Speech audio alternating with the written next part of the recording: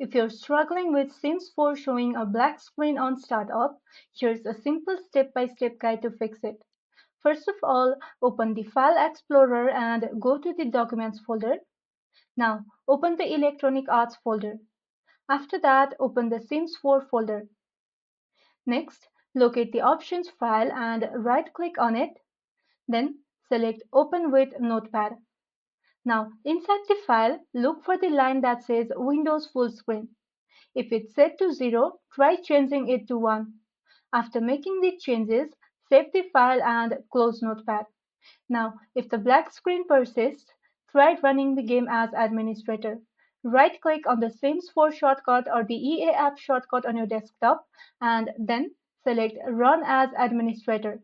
After that, open the game and check if it works. After that, if you're still seeing the black screen, try repairing the game. Open the EA app and then go to the library. After that, click on the three dots icon at the top right corner of the Sims 4 and then select Repair. Now, wait for the process to finish and then launch the game again. And that's all.